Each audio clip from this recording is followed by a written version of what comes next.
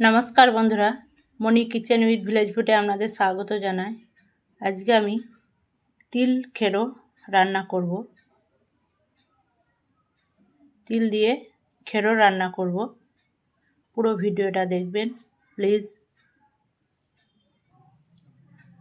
খেরোটা কেটে নেব।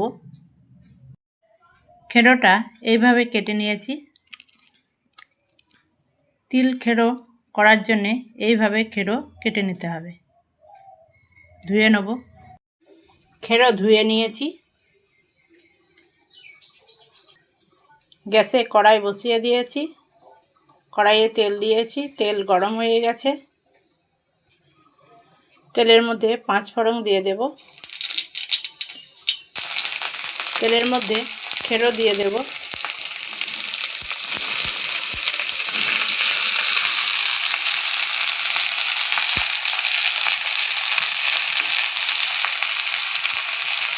খুব সাধারণভাবে রান্না করব, যে কেউ এই রান্না করতে পারবে, খেতেও খুব ভালো লাগবে।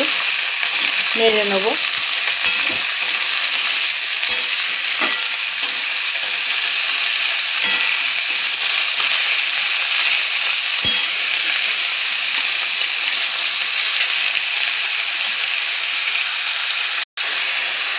খেরোর মধ্যে যে বীজগুলো শক্ত সেগুলো বাদ দিতে হবে।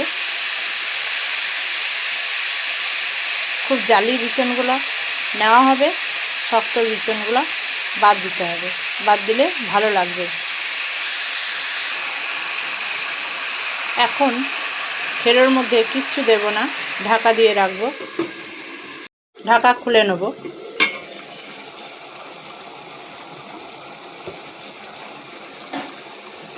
একবার নেড়ে দেব।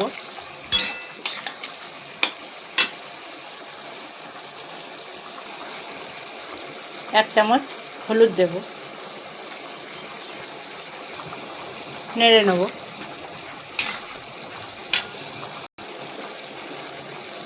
এক চামচ লবণ দেব।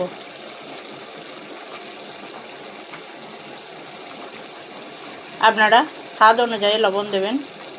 খেরো একটু কমে গেলেই লবণ দিলে ভালো হয়, কারণ লবণের পরিমাণটা বোঝা যায়। খেরোতে কোনো রকম জল দেব না। খেরোর জলেই খেরো সেদ্ধ হয়ে যাবে। গ্যাসের ফ্লেমটা লোতে রেখে সিদ্ধ করতে হবে।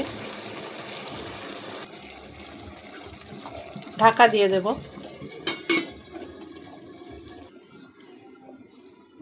তিল খেরো করব, তাই 1 বাটি তিল নিয়েছি আর একটা কাঁচা লঙ্কা নিয়েছি। তিলের মধ্যে বেটে দিয়ে দেব। বেটে নেব শিলের মধ্যে।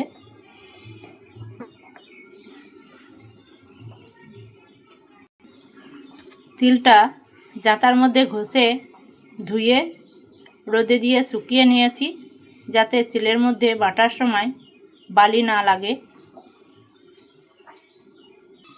ঢাকা খুলে নেব।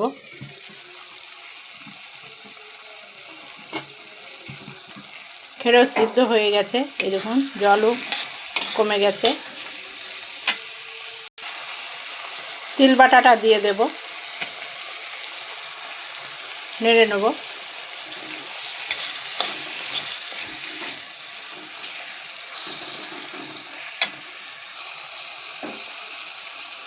শিল ধুয়ে নেওয়া জলটা দিয়ে দেব। তিল বাটাটা একটু সিদ্ধ হওয়ার জন্যে ফুটিয়ে নেব।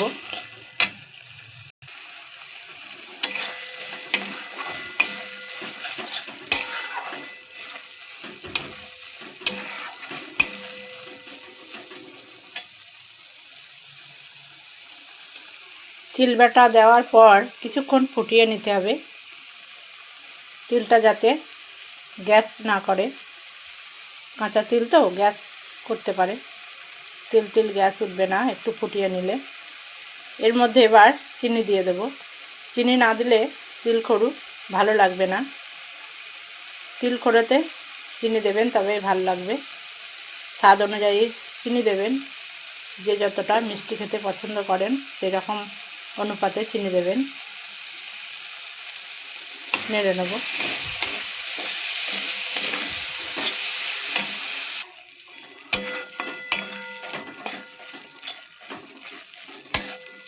হয়ে গেছে, নামিয়ে নেব। তিলকুড়ো রান্না খুবই সহজ, অল্প তেলে রান্নাও করা যায়। এই দেখুন হয়ে গেছে। তিলকুড়ো রান্নার ভিডিওটি আপনাদের কেমন লাগলো কমেন্টে জানাবেন। তিলকুড়ো রেসিপিটি যদি আপনাদের ভালো লাগে মনি কিচেন উইথ ভিলেজ ফুড চ্যানেলটি সাবস্ক্রাইব করে দেবেন, লাইক করে দেবেন, পাশের বেলটি ক্লিক করে দেবেন যাতে আমার সব ভিডিও আপনাদের কাছে পৌঁছায়। ভালো থাকবেন।